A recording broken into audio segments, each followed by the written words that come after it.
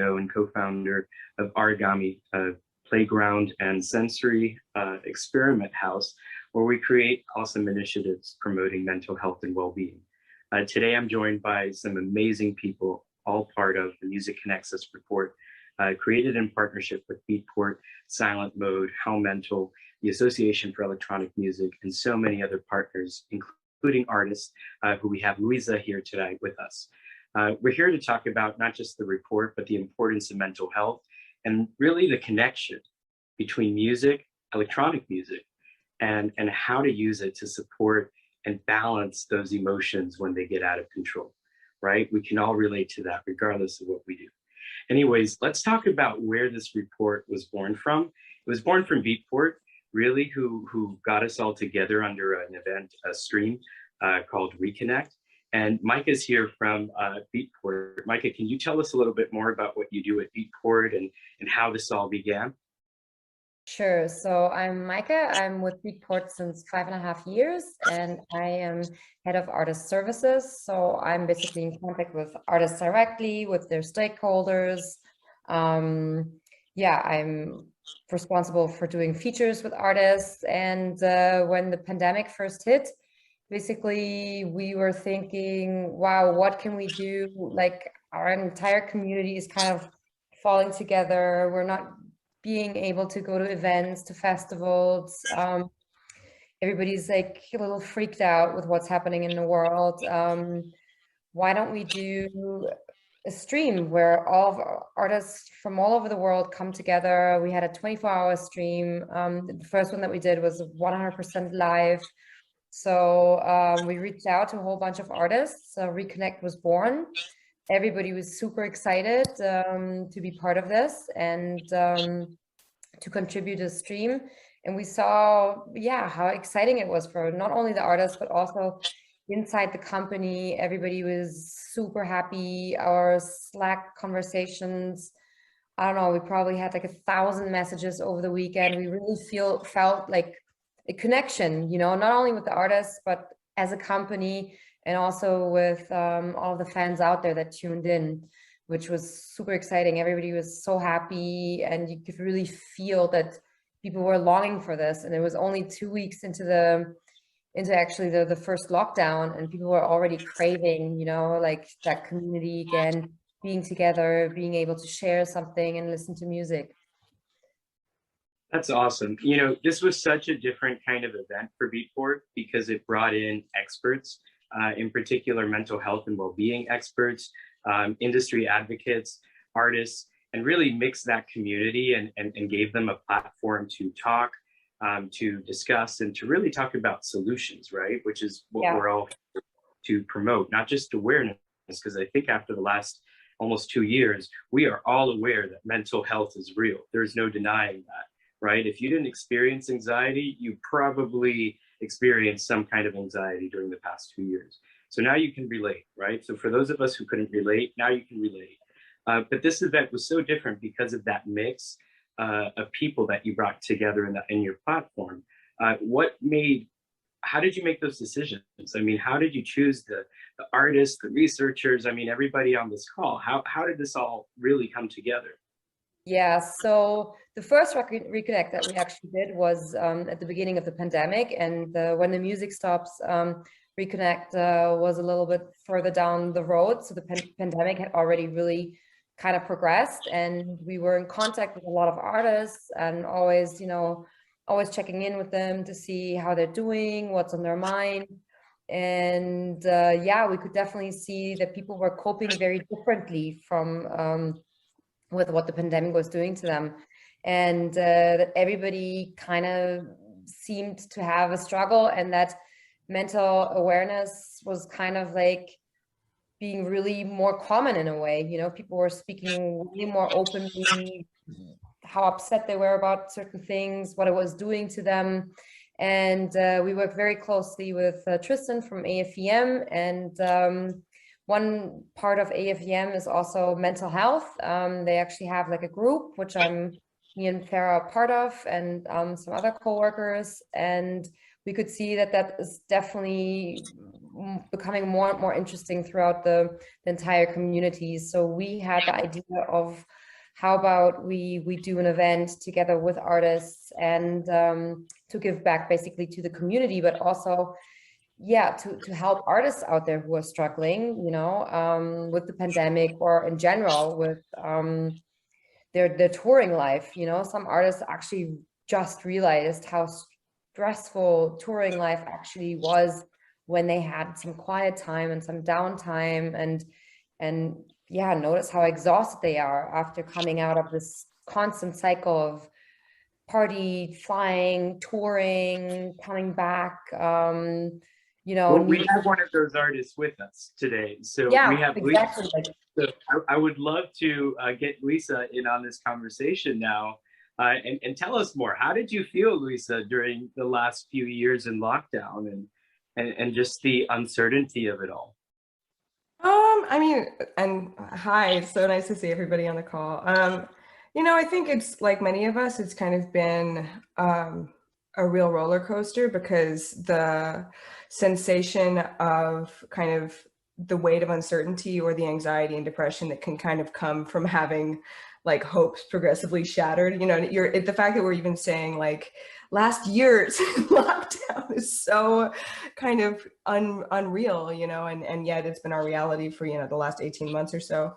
For me, like because I have dealt with struggles in mental health previously in terms of anxiety and depression, and I'm also in long-term recovery from substance abuse disorder, addiction.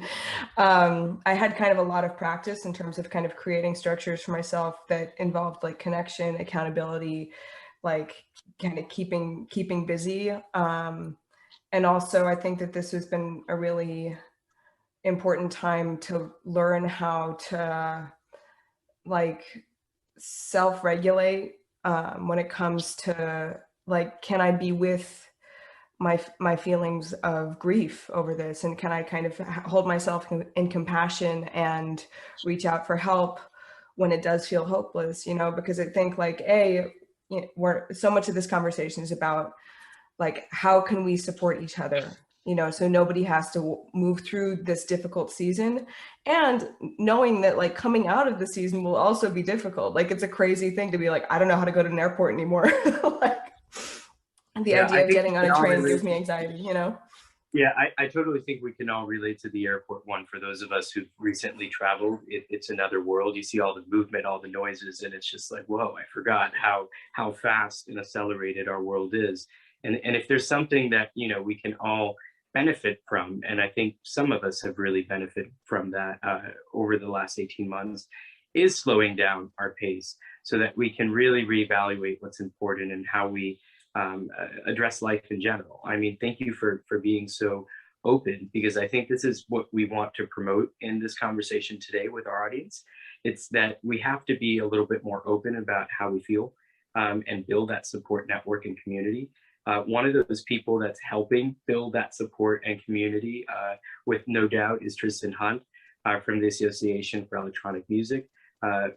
He is just absolutely amazing and involved in so many different campaigns and projects promoting mental health within the electronic music industry and community itself, working with artists, working with companies, working with organizations, working with companies like mine, developing surveys and new ways to tap into how to support the community. Tristan, how are you?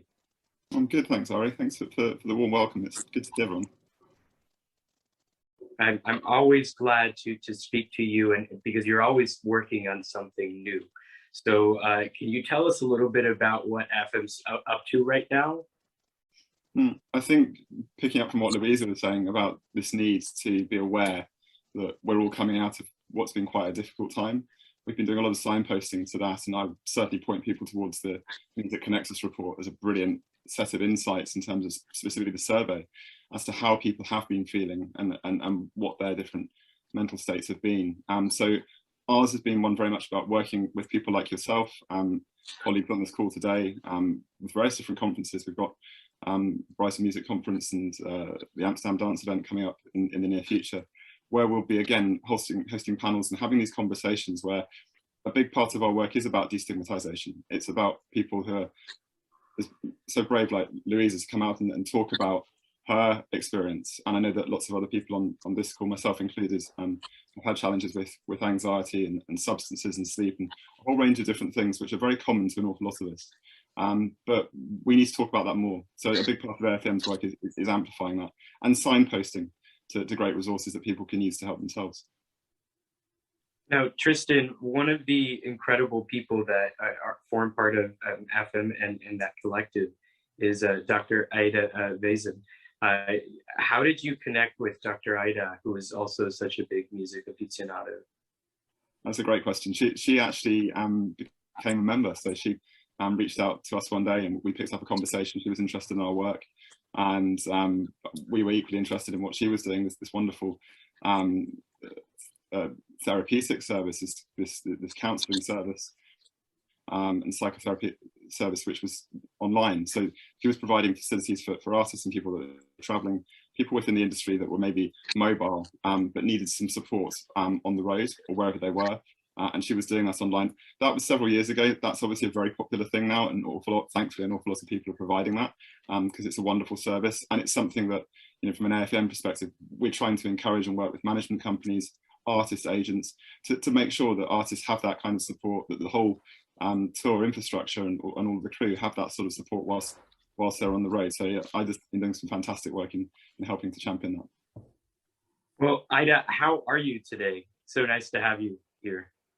Oh, Ari, Tristan, everyone, thank you so much for also the warm welcome. It's great to be a part of this team and to create this sense of community. You know, just echoing back on some of the points that were discussed between you and Meike and Tristan and Louisa.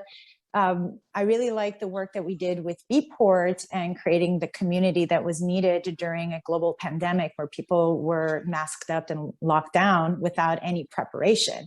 And echoing back on the concept of stigma, the stigma around mental health didn't properly prepare us for what we've been going through for the past 18 months. And thank you so much, Louisa, for sharing so vulnerably and candidly about your experience.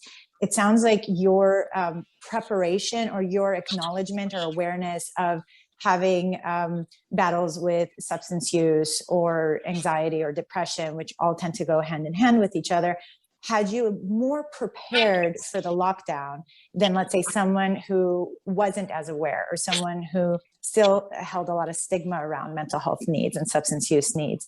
And this community that was created here through music being a strong form of medicine, a great replacement, a great way to self-regulate when we are more prone to addiction, or when we don't know where to go or what to do, how to cope or regulate with our mental health needs.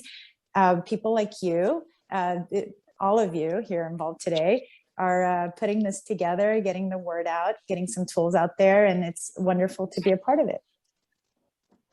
Oh, it's so great always hearing from you. You know, I've had the chance of working with Aida intimately on this project, creating the survey itself, reviewing the results, and really piecing together the information that we got from our survey with artists. And Aida, I mean, besides being a licensed psychotherapist, besides being an EDM fan and creator, you also work with the Senate, helping. Tell me more about what you do, please. Okay, sure. Well, I don't create EDM. EDM is my therapy. So I wanted to give back. That's why I reached out to AFEM. I'm like, I love EDM. Going to a music festival gets my dopamine going. I dance for dopamine. I listen to my dopamine playlist with my favorite artists. And I'd love to give back because the industry needs so much support, and there's still so much stigma around mental health needs for artists that give us so much, right?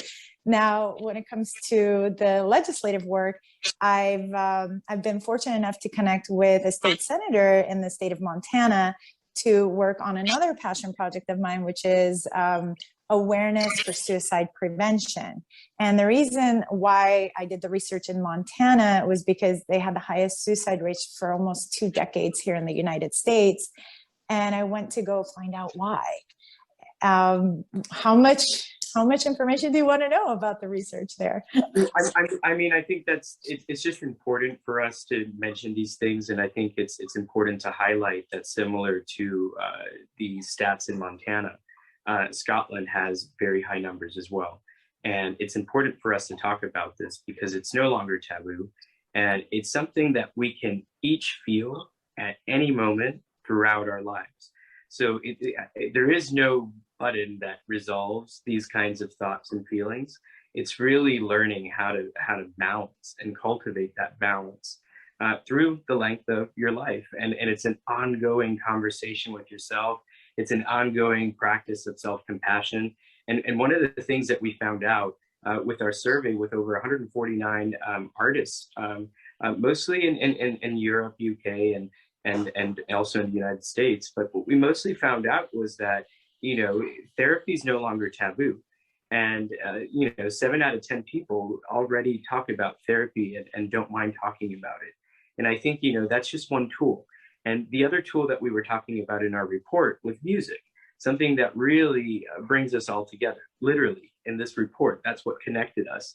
And that's what connects every single page on this report. How can we use music beyond entertainment and in a functional way feel better? Now, we already practice this. And Aida, can you tell me a little bit more about how music influences our brain and how it can change our emotions and anything else that it can do? Sure, and I'll explain it in a very simplified way. We all have our own personal playlist that we use, right? When we want to go work out, when we want to set a mood and a vibe. We can also take that a little bit further and use that for our mental health purposes. I prescribe music to clients. For example, if I have a suppressed client that needs to release cathartically through crying, put on your crying playlist. So it helps you release.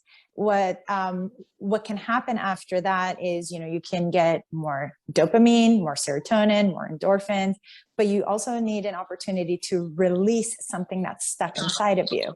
So music, the sound waves, can help shift our moods, our thoughts, our emotions to go to a direction that we need them to go to.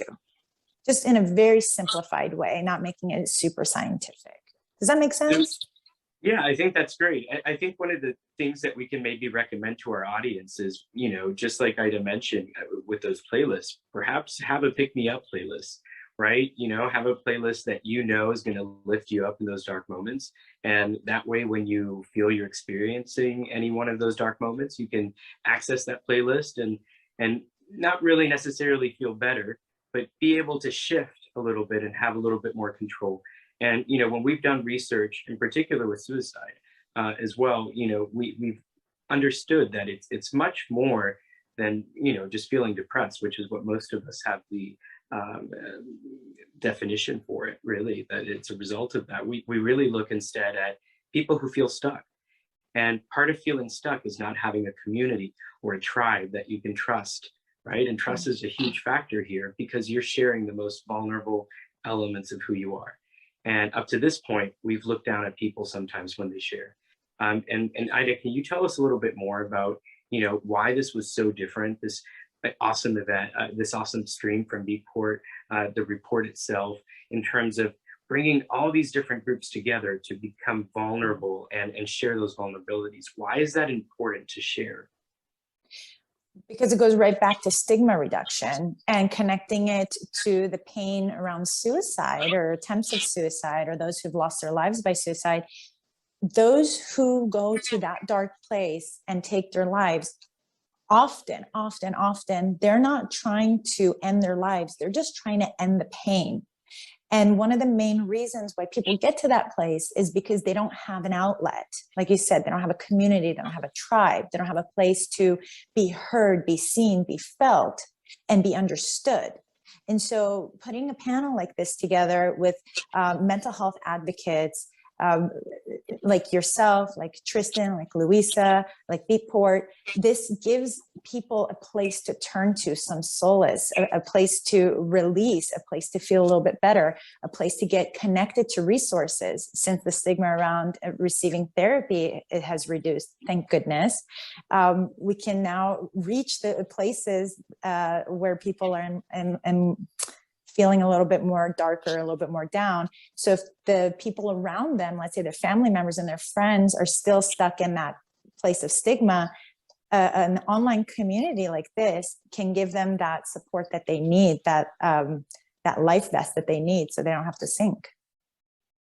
If I may add something to this, it's I think it helps, you know, fans to see that their idols basically, or that every person kind of struggles with the same kind of problems, you know. Even if you look like a really famous artist that has, you know, traveled the world, is living the life, but they're still, you know, suffer from depression or anxiety. I think this is really important to see that even people like that, you know, that you have maybe a completely different perception if they're normal human beings, and that you can actually relate to them, and that you feel, wow, okay, it's not only me that has problems, you know, there's other people out there that I can relate to or even really look up to, and maybe I do see I need to change my life or reach out to people. And I think that's also why we chose, you know, the people to play the stream, and also to, you know, share their story, are all people that have suffered, you know, one way or another with mental problems, you know,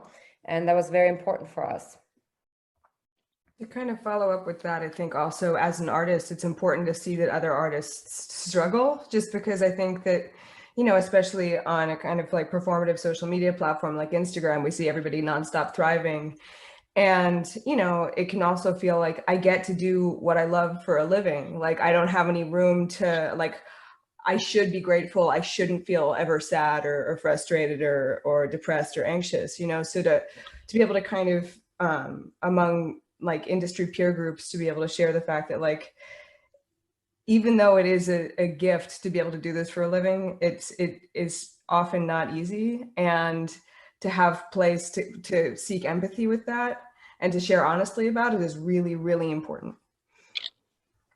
No, that's great input, Lisa. I actually had some more questions for you about, you know, your participation in the report, and honestly your own perception of seeing some of those other artist quotes that were in the report, and which we encourage all of you to go check out at musicconnectsus.co.uk. You can download the report, it's free. You can check out a mix of updates of science, research, all the way from artists like Lisa and other artists who gave us some quotes and snippets of how they felt throughout the lockdown, our survey results, and some articles about functional music, which we'll talk about in a little bit. But Lisa, back to your quote, you know, it's not every day you get a call or an email from Beatport saying, hey, we want to do this kind of report on mental health and electronic music. We want a quote. We want you to participate. How was that experience, you know, how was that experience compared to what you've had before? I mean, prior to this, I've been quite a vocal advocate for kind of creating recovery spaces, including, you know, recovery for mental health stuff, and spoken on panels and kind of been active in that. And so I was delighted to get the call, because it's really important to me. And just in terms of like advocacy, for not only like my own path within 12-step recovery, but we like started a podcast about this stuff during lockdown, and like considered retraining as a therapist like month 2, you know. So I mean, for me, I was really eager to kind of talk about it, and to know that like the research is being done, so we can start to really see where we can develop resources and connections. Like, just to be able to have this conversation, continue having this conversation, is really important, and I'm really grateful to be part of it. Thank you so much for that feedback. I think for all of us, we all have a smile on our face, because this is what this was all about. It was about reminding people like you and other artists and other members of our community that we're there for you. We understand, we get it. And when we don't get it, help and support us too, because we're part of that community as well, right? We're part of that tribe. How was it to read the quotes of other artists. Could you relate to some of those quotes, like from Cascade, from Ben Rao, from Sarah Story? Were there any that really stood out to you? Like, yeah, that quote is meaningful. I mean, like, it was really exciting to hear so many people kind of talk honestly about their feelings, because even that kind of feels new. Again, kind of, it feels like a real sea change culturally, moving away from, again, kind of performative joy into kind of a more like, this is what's really going on. And it feels very liberating to kind of have that conversation within the community. I did feel like now, like, having this information, it becomes more important to kind of talk about solutions. And I think that, like, the fact that Beatport is really one of the kind of main drivers of this conversation is really meaningful, because it feels like this is where the change actually happens. Like, I know, for instance, like Spotify was like, you can tip your artists, like you could tip your favorite artist, and like kind of acknowledging that, you know, like 0.004 cents per stream is not enough. So I think right now, like, not to make it too political, but I do think that it is like, it's so helpful to have the information. So now we can kind of change the data into pushing forward into like what resources will actually help both artists and fans like seek a sustainable music community, you know, within dance music, especially now that we like gigging is really uncertain. Now, Meike, I mean, you're a part of Beatport, the largest DJ culture community, I mean, out there, revolutionizing the way that artists, music, and fans interact. Can you tell us a little bit more about this really amazing new culture that you form part of? And I honestly have to say, after working with you guys, it's real, right? From the inside out, they really care about this stuff. Most of the team on the Beatport side, working on this report, by the way, they were volunteering their time on it.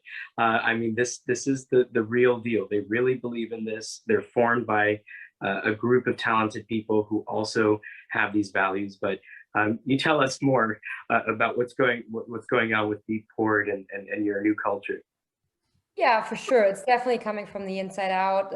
As I had, previously said, reaching out to all these artists and, hearing the same kind of story over and over and again. And then personally also like really being able to relate to these artists and stories.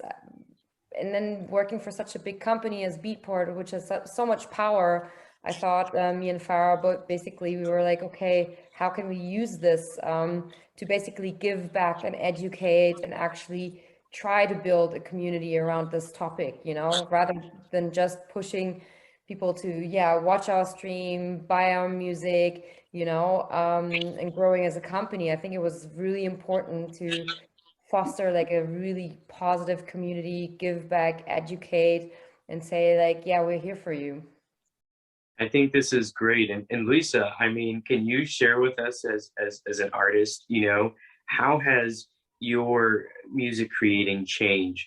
How has your talent, right? How has that evolved because of the last 2 years?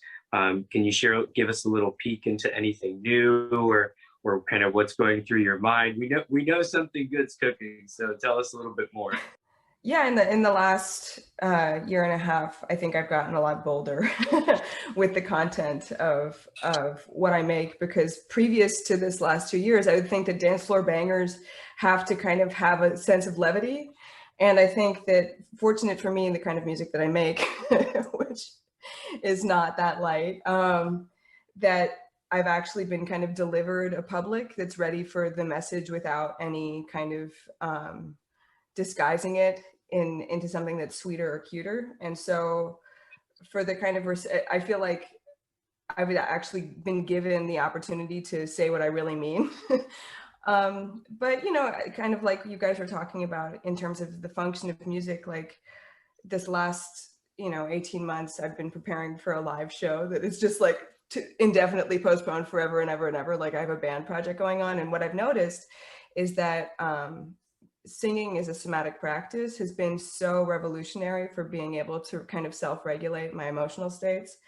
And that it's something I really struggled with previously, like in order to kind of, like you mentioned, breath work or kind of stay in my body and regulate my feelings, that like doing a lot of singing has been such a healing practice emotionally. And so like, I know that even if you're not a vocalist, even if this is not your métier or your practice, that like, you know, it does in fact, especially singing with other people, in addition to releasing a lot of like spit from your mouth, which could be potentially bad for the Delta variant, but it releases oxytocin and it feels really good. So like in terms of kind of practices which have been more integrated during this time, it's been super revolutionary to kind of be able to like have a tool that always works. Even if I'm singing sad songs, I always feel really good. You know, it's really interesting because the research clearly shows that whether you're creating music, listening to music, or just participating in music, they all have very similar benefits. And Ida, can you tell us a little bit more about the benefits of music, and clear up, please, that functional music doesn't have to be slow and kind of like yoga type music, right? Sure. There's three things to keep in mind when it comes to functional music or the functionality of music, including breath work, sound, and movement, right? Breath work being the most strongest, potent medicine you can give yourself. Add lyrics and music to in the background. Obviously, you can't be singing while you're doing breath work. You know, you will feel immediate, tangible results within 10 breaths, under 60 seconds. It's that fast.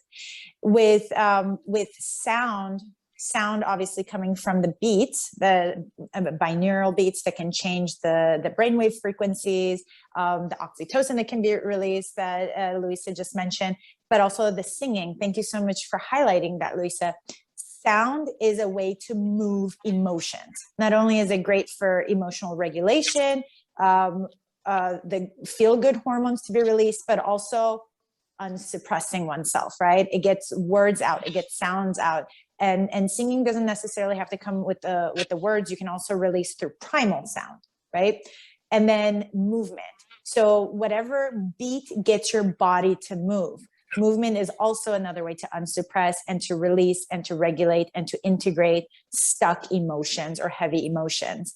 And just as you mentioned, Ari, it doesn't always have to be like relaxing meditative music. It could be very energizing music, just depending on what goal you have for the functionality of the music or functional music and what outcome you're looking for.